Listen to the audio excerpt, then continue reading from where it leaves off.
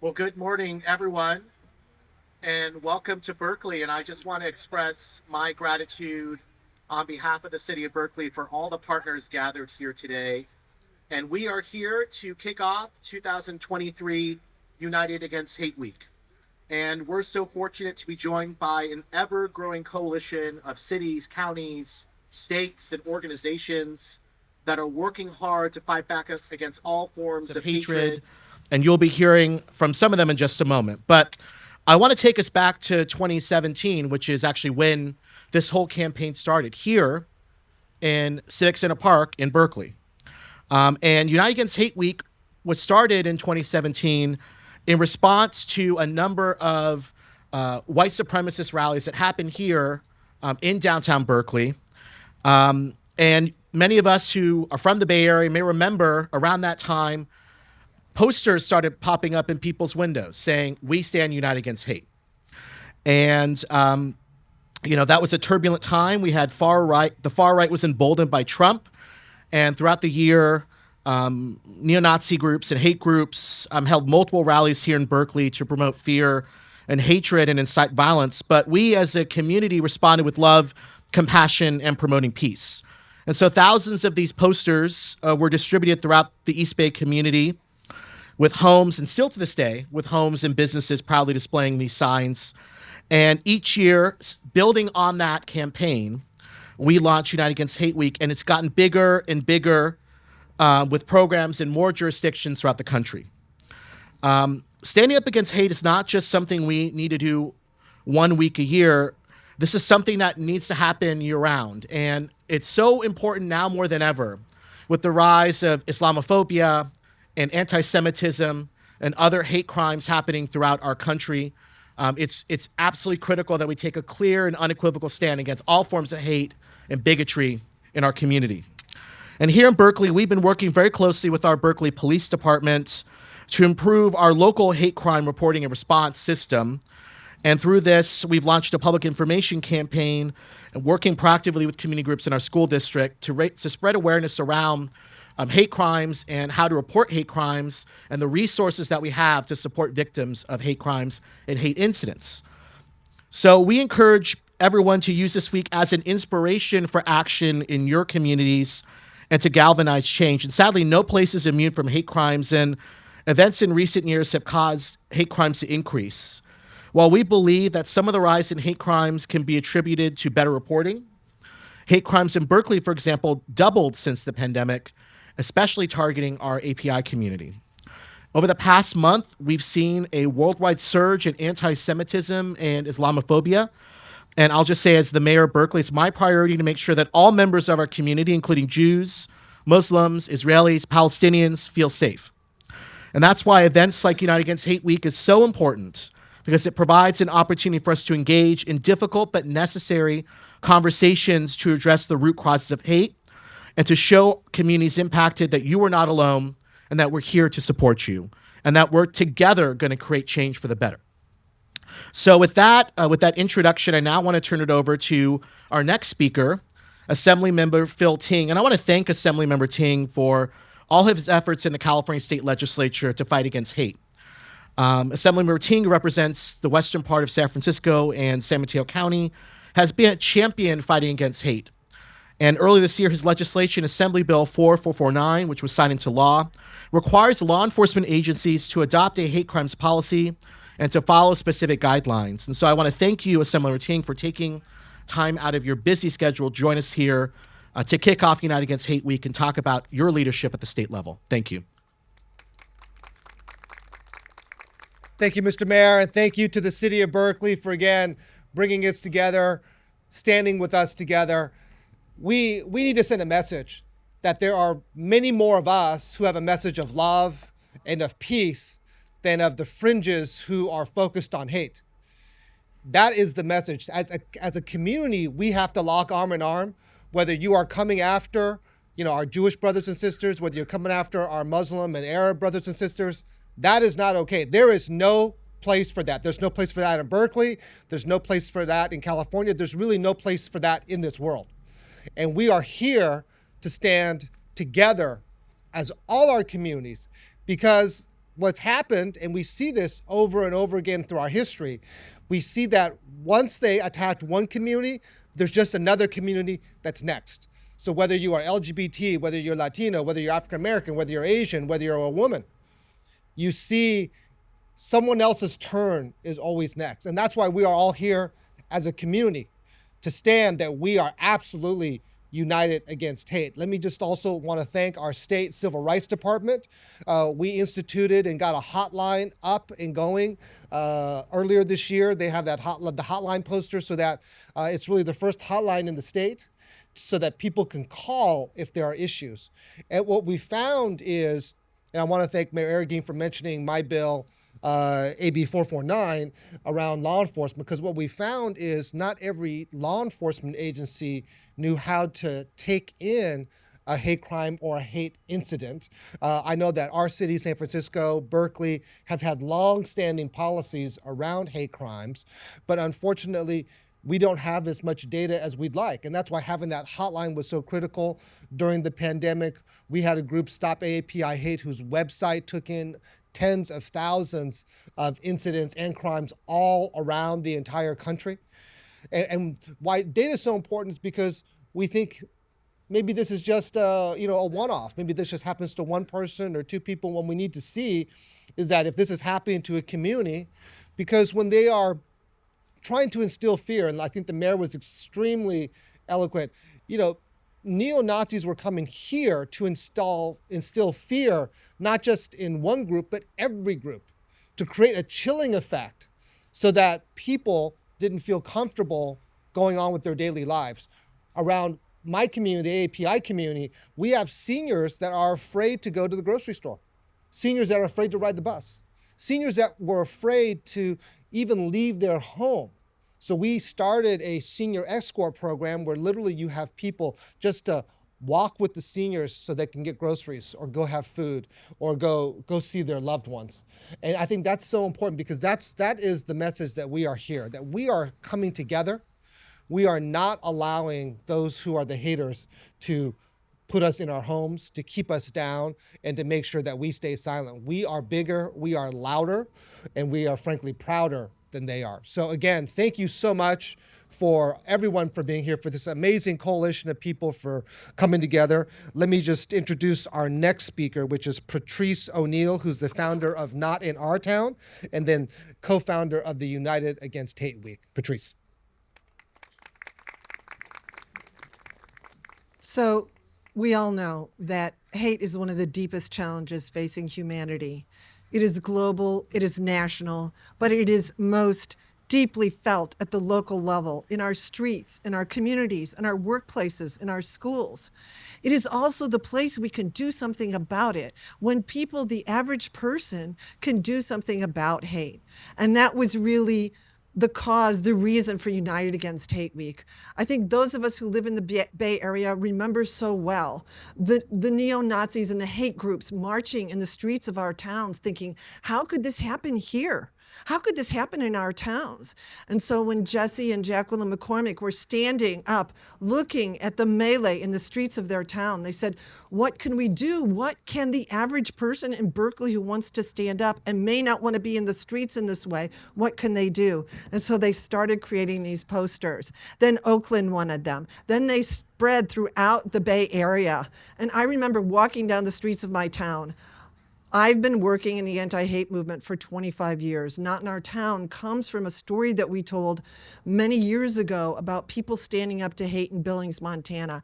It was about what ordinary people did to move white supremacists out of their town. So when I saw this poster, it was such a relief. And so we called up and asked some of the cities, about 13 cities, to come to our office and tell us why they did it, how they did it. And then we said, what do you want to do next? And they invented United Against Hate Week. And here we are, 6 years later. It has spread across our state. We are so honored to partner with California versus Hate, with LA versus Hate, and to see that our state is developing the kind of policies we need to really make a difference, to report hate crimes. And then I think the next step is, what do we do about it at the local level? We know reporting can be better. We know that law enforcement responses can be better. But what can each of us do? And when you see the activities that are being planned across the state for United Against Hate Week, you see that in action. You see in towns there are kindness marches for children that are happening this week. There are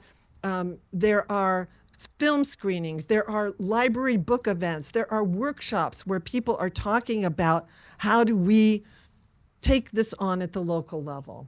And I think, when we say United Against Hate, it's a nice phrase. It means something. It means something, and it can get hard. But the only way we get through something difficult is to do the difficult things and to do them together, to walk and talk together. That's what United Against Hate Week is all about. And we're really excited to partner at the local level, not just for this week, but throughout the year. And we appreciate the support from the Stop the Hate program and the work of all of you in our communities to stand together. So thank you. I'm going to introduce my colleague and partner in this work to address hate and not in our town, Pardeep Kalika. Thank you so much, Patrice. And thank you so much to everyone that's gathered here today. Not in Our Town and United Against Hate was inspired by people power. If you take a look around, you'll see multiple races, faces, people in different sectors, parents. We've had no shortage of stories of people coming up and saying, hey, I'm a parent, I want to do something in my community. My child was bullied at school and I want to do this. We've had people, law enforcement officers, who have said, hey, I'm concerned about the state of law enforcement and what that looks like. We've had community advocates, faith-based groups, just concerned citizens, private public sector folks who have believed in the power of each other. And so this was all inspired by what our founding in 1995 in Billings, Montana. And then in 2012, I got involved with Not in Our Town as a hate crime touched our community. At the Sikh Temple of Wisconsin in Oak Creek, 7 people were murdered, including my father and temple president. And that was one of the deadliest hate crimes committed, obviously to Sikhs, but in a religious place of worship in America. And it really inspired us to ask ourselves, what are we going to do? Not in Our Town utilized its unique filmmaking approach, which is really to utilize a trauma-based approach to say, let's give voice not to what happened to the community, not to the harm, not to the misery of what happened to the community, but how did the community galvanize and stand up to hate? And so we were here in 2017, and I remember as the mayor spoke about white supremacists and the attack of hate crimes. As you look around right now and you see people coming together from multiple sectors, multiple faces, races, and we understand how hate really affects all of us, we are attempting to get way ahead of that problem. And so you have heard the term go from hate crimes to monitoring hate incidents. How can we get further ahead? How can we know that the uptick of hate is not welcomed in our communities? We all play a role in that. Everyone here is here because they're concerned about that and plays a role in that. So Not in Our Town was really about empowering community, and today and going forward, we are honored to work with everyone here, and we look forward to doing the work together. And I want to introduce Yoli Algonquin with 211, who will be speaking for Ilian Davidson, the president of LA County Commission on Human Relations. Yoli. Thank you so much, Pardeep. We definitely have much to do. I'm representing Mr. Davidson, the president of LA County Commission on Human Relations, which is the leading agency for LA versus Hate. And he was supposed to speak on behalf of Robin Toma and Teravila McDowell, who lead the LA versus Hate each day in LA. My name is Yoli Anguiano. Buenos dias. Director for California versus Hate, representing 211 LA, the lead agency that provides a service to LA versus Hate and California versus Hate. It's my honor to join this coalition of organizers and leaders who are committed to pushing back against hate for the safety of all the residents of California. Thank you to the California Civil Rights Department, the City of Berkeley, and Not in Our Town for your partnership in this important work. And thank you, Assemblymember Ting. for your incredible advocacy, leadership, and support in addressing the rise of hate that threatens the neighbors, schools, and communities of California. We cannot do this work without you. When LA versus Hate launched in 2019, it was in direct response to the rise of hate our communities were enduring, and we knew that we could not do this work alone. Through community partnerships, organizing, and activism, just like these you witnessed standing here before you today. To my right, Ariel Bustamante from the LA Center LGBT. So it's partnerships like this, all of the partners that are standing behind me, we created a unique holistic program and an expanding multilingual system that for the first time commits to helping every single person who is a victim of any hate incidents, not just crimes. While requiring more resources, it's a vital alternative to 911 that increases reporting and enables us to address all acts of hate and bigotry. In 1 year, over 40 more hate crime victims came forward through LA versus Hate system that hadn't gone to law enforcement. By working directly with community organizations, activists, and advocates, the LA versus Hate system provides a network of care coordination with wraparound services to those in need. Those in need can report incidents in over 240 languages, online or by phone. And since our phone lines opened up in 2019, we have received over 2,300 reported acts of hate, where over 90% of those who reported requested care coordination, including access to counseling, legal aid, and more. We are proud to serve Los Angeles County and pioneer a new way to serve and protect its residents outside of law enforcement, because it's clear that residents need our support. Today, it's an honor to support the Civil Rights Department in their first year of the statewide hotline, California versus Hate, ensuring that all residents of California have access to these critical services has never been more important in the wake of rising hate and division. In LA County, we launched yesterday our 4th consecutive United Against Hate Week, and our community is showing up by organizing dozens of events across the county and Southern California. From bystander trainings to neighborhood vigils, community organizing breakfasts, theatrical performances, block parties, and allyship workshops. We celebrate all of these programs designed to bring people together to explore and create a dialogue about what unites us, how we can heal past divisions, how we can stand up for each other, and why cross-community solidarity matters. As the 6th and largest United Against Hate Week campaign for the state of California, I'm excited to see how all Californians can rise up and take action against hate next week and beyond. We hope that all who are targeted for hate know that we are here for you, there are services for you, and together we can stop the spread of hate in California and beyond. Thank you all. And now it's my great honor to introduce to you the next speaker, the president of the California and Hawaii State Conference, NAACP, Rick Hollander. Aloha. Good morning. We will not be afraid. We will not back down. We will stand united against hate. I'm Rick Hollander. I'm president of the California-Hawaii NAACP, and I bring you greetings from the California-Hawaii NAACP and our 57 branches, as well as greetings from our National Board of Directors. It's my sure pleasure to be able to stand in solidarity with folks like Assemblymember Ting, like folks that have come from different organizations to say that no more. We're not going to allow for this no more. It's not just this week.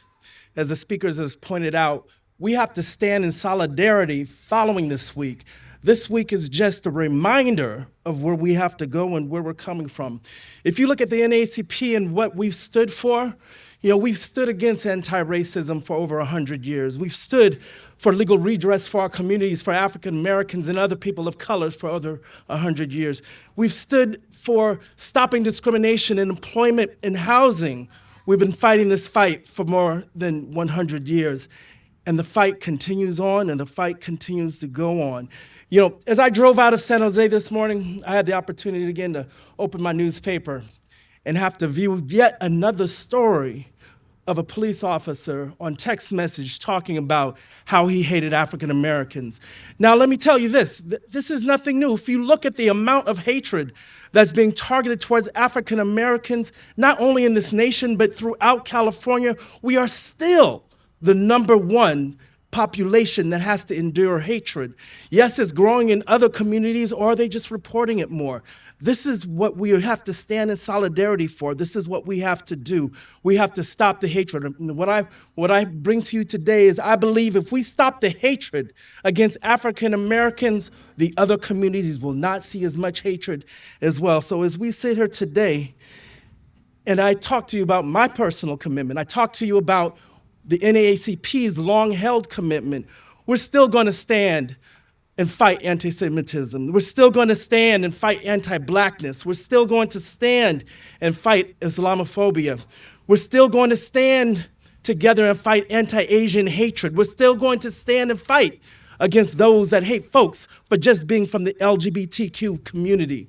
We have to all stand, and we have to all stand together. And I want to thank the California Civil Rights Department for standing with us, for standing with the community, and for standing against hate. So with that, I'm going to turn this over to our next speaker, Ms. Becky Monroe, Deputy Director for Strategic Initiatives at the California Civil Rights Department.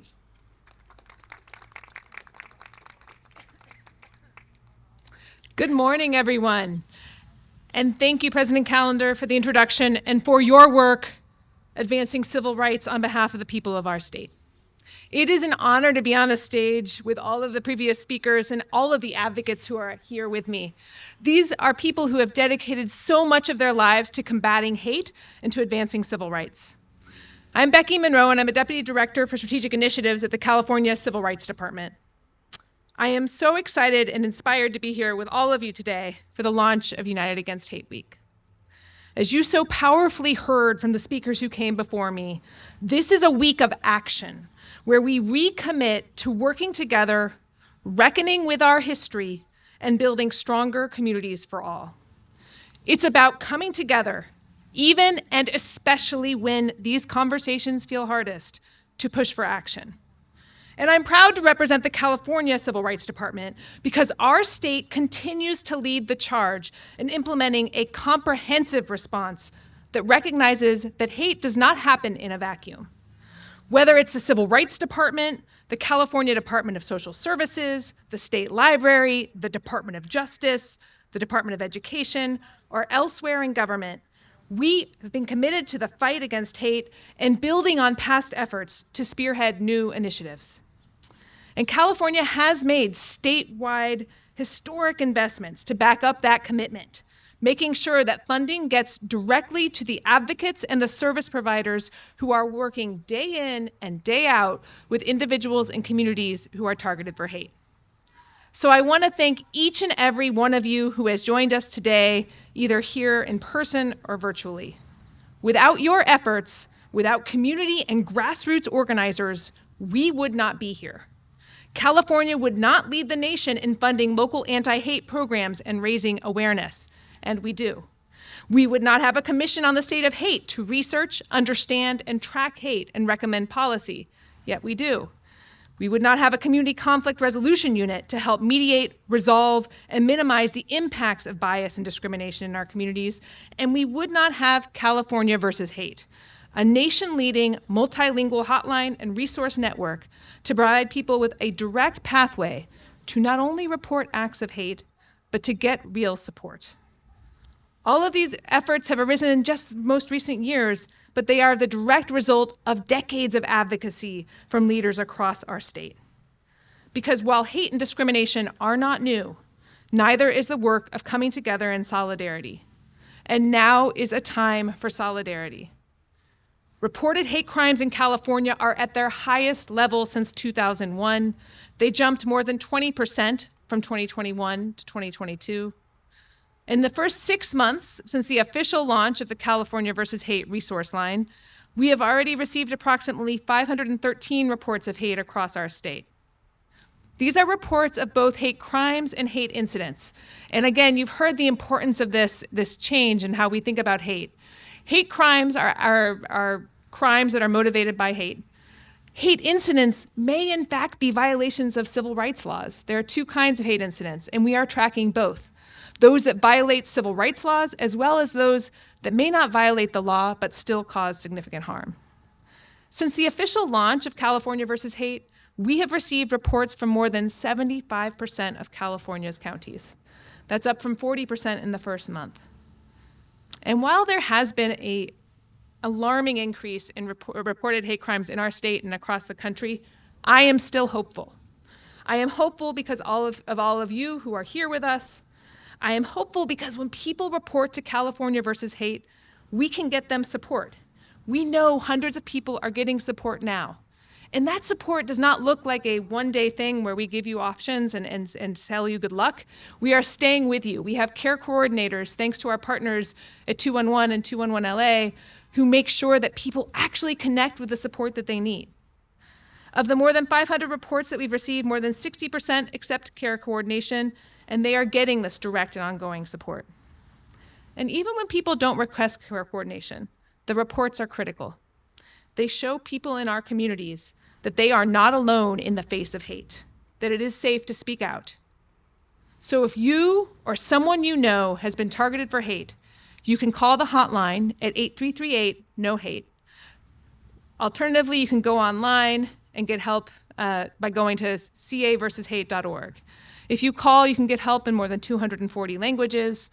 And if you go online, you can report in 15 languages. And we continue to increase those numbers as we go ahead. If you need to report a hate crime to law enforcement or if you're in imminent danger, we continue to remind people to call 911. California versus Hate is a non-emergency number. But bottom line, as you've heard today, California is committed to fighting hate and supporting our community-based partners who have worked to earn the trust of their communities. And in this moment of conflict abroad, we have all seen and heard and felt about anti-Semitic, anti-Muslim, and anti-Arab reports of hate here at home. We must continue to work together to earn and keep that trust. In the face of the sorrow and fear in our communities, our greatest tool against hate is each other. For while this pain feels particularly intense right now, many of the community leaders that we work with at California versus Hate remind us that hate is not new.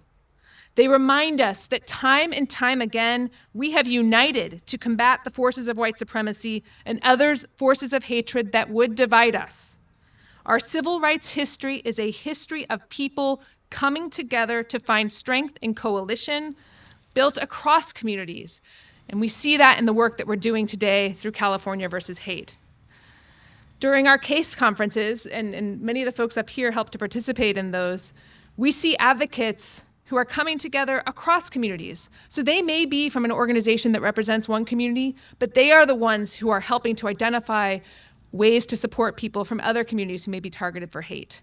We are working together to reject the dehumanization that seeks to justify hate-fueled violence and divide us. So through our work at California versus Hate, we are reminded that California is full of people who, even when struggling with what may be the worst thing that ever happened to them, continue to be focused on doing what they can to help protect others. And just last week, you heard from young leaders at a community forum, including some of the young leaders who are on the stage with us today, that was hosted by the Commission on the State of Hate, who shared their own stories of confronting hate. High school and college students across our state demanding that we work together to build a California for everyone, where people are safe and where they can thrive. That is what United Against Hate Week is about, and we can all do our part. Thank you, and with that, we are happy to take any questions that you may have for us.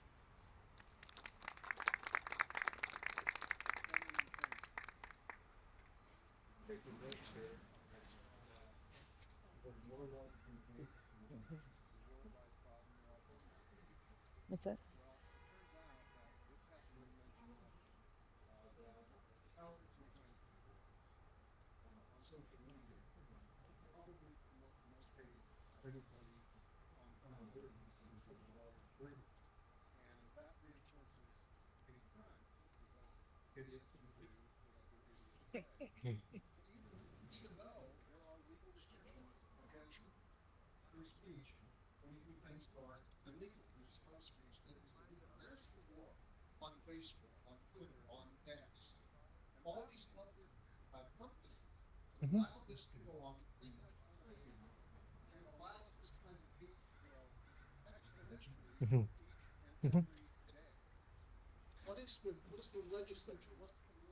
Yeah. Great question. I think the question, just to repeat the question, was around what is happening in the state around regulating social media. How do we balance free speech versus hate speech? And that's been free speech and hate speech has been a debate, frankly, as long as free speech has been around. So what you are asking is a issue that's been debated before the courts. I know when I was a student at Berkeley, we had those kind of debates about trying to outlaw hate speech at the university. We've passed, I believe, I'm going to have to go back and look at the bill package. We have been looking at legislation to regulate some of the social media companies and really for them to take greater responsibility of this. Having said that, it's very tough when you're talking about speech. And you're right. I think what unfortunately started when I think social media first started as a platform, I was really hoping that they would really add to our democratization. And I think they have in some ways, but they also have added to greater division. And so we have been looking at, I know me and my colleagues, we've been looking at a number of different bills to have tighter restrictions, greater responsibility, asking the social media companies to do greater policing. But again, there is a very fine line between free speech and hate speech, and it is very difficult to regulate that, especially in the eyes of our courts. Go ahead, sure. Not in our town, I think we believe that the platforms do need to be held accountable. They are spreading hate on a massive scale. But there are things that we can do as ordinary citizens in our daily lives to control hate speech. The Constitution is a living, breathing document, and we need to participate. We can't just say, oh, I can't do anything about that. That's free speech.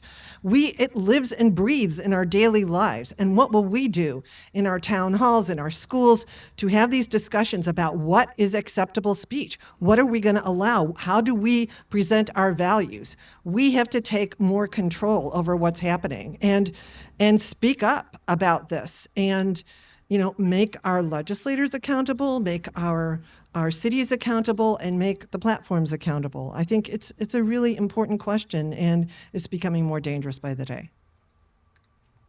And I would just say one of the things we've been encouraging people to do wherever they encounter hate, including online, is to report to us. And again, I want to emphasize, we are not talking about reporting only for the sake of reporting. We do use that data to hold people accountable, but we also we recognize the harm that you're describing online definitely carries over into real life, and so we want people to know they can get real support. If someone is targeted for hate online, they can still reach out to California versus Hate. We can connect them, whether it's culturally competent mental health services, sometimes it's legal services or others. So we want to make sure people know that we are here both to address hate wherever it may occur in our state. Hi. Hello. Hi, I'm Sarah Hosseini with KQED, and I was just wondering if you could tell me a little bit about how you might work in a situation like we saw at Stanford. I think a week ago there was a student, an Arab student, who was attempted, like there was a vehicle ramming. He was rammed, and he believed it was because he was wearing an Arabic T-shirt, writing on his T-shirt, and he's, as far as I know, still in the hospital. That campus has been embroiled in a lot of activism around the conflict in the Middle East. And it's, I'm just wondering, like, how would you work with a situation like that? Like, I don't know if you even are specifically working in that case, but how can you give me an idea of how you would work with a case study like that? Sure. I mean, at first, we definitely heard about what happened to that young man, and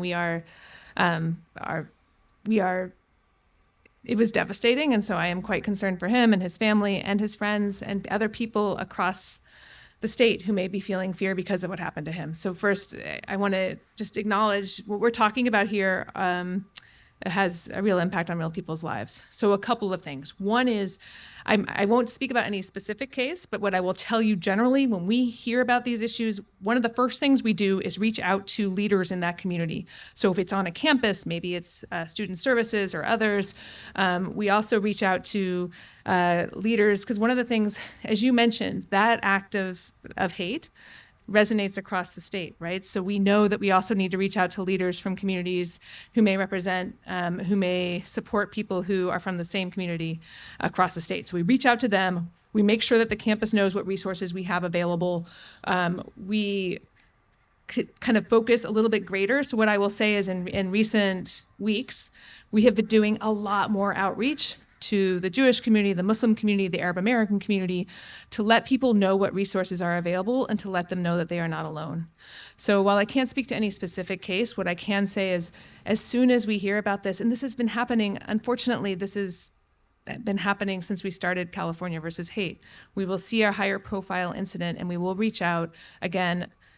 Sometimes it's to people who are in that direct community, maybe directly supporting the person who was harmed, but really to the broader community as well. And what we offer, at least from the California versus Hate perspective, is letting people who may be targeted, who may be fearful, know what resources are available now. We are doing a lot more both sort of know your rights information about how people can get additional support. So that's one piece. The other thing I will say is, we have the Community Conflict Resolution Unit, which is a part of the Civil Rights Department. It was created and to some extent modeled after the Community Relations Service, which is a federal unit that helps to make sure that communities are at the center of addressing hate outside the context of courts. They do more civil rights mediation. One of the things we often do in situations like this will be we talk to people, and one of the first things we have to do is recognize that people are scared and in pain. And so one of the things we may do is help students understand, how do you support each other directly? So those are some of the things we can do. And I'm sorry I can't speak to a specific incident, but that is the kind of work we do. And we absolutely, unfortunately, I can think of far too many incidents where we've reached out, for example, to LGBT leaders after a high-profile LGBT hate crime in recent months. We've certainly done it in recent weeks as well. So those are some of the things we do in the first instance. Yes? Hi, Francis from Berkeley News. So how do you measure that no other... I'm sorry, I think he's going to bring you a microphone. I'm sorry, there's a little bit of background. Yeah, Francis from Philippine News. So how do you measure that there's no ethnic community left behind? This is a really critical point, and I think we measure it in a few ways. So one of the things, when people report acts of hate, we ask them to share information about their identity. They don't have to if they don't feel comfortable doing so, but most do. So we can actually track sort of who we're reaching. But another critical piece of this is our work with ethnic media. And we have been doing that through the California State Library. They have ethnic media grants. We also, on our own, have been purchasing a lot of ads through ethnic media to make sure we are not leaving any community out. Your question is so important because one of the things that's really challenging about hate crimes and hate crimes data is that we often, we may not see the numbers that we need to see. So the fact, for example, that we're not hearing from one particular community does not mean that acts of hate aren't happening in that community. It may mean that we're not doing a good enough job of reaching out and making them feel safe to report. So I think there's a couple of things we do. One is through our ethnic media outlets, through the work that we do in terms of sort of outreach to communities, we make sure and we track if we're reaching as many communities as we possibly can. And then what we see in that data, we understand we not only need to see where there are increases in data for particular communities, we need to look for where there is no data. And so we are doing both, and we are continuing to sort of double down on a lot of our outreach, again, especially through ethnic media outlets. So, thank you.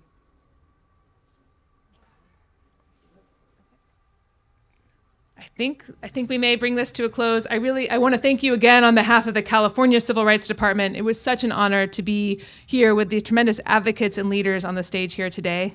We do have a lot of work to do, but we can do it together.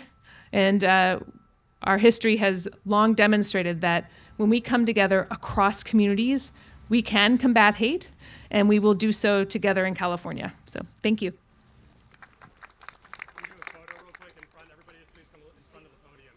Sure. Yeah, in front. Yeah, find the block. Come on in front. Thank you, everyone. The stairs, probably. And let's start. Do you want to come in front of here? The stairs? Sure, for me. No, okay. All right, and let's just start right here. Black hat. Black hat. Right over here. 1, 2, 3. Big smiles, everybody. Everybody look right here, please.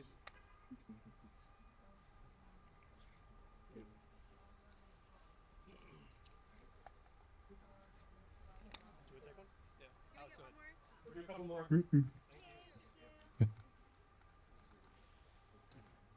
got locked out. Okay.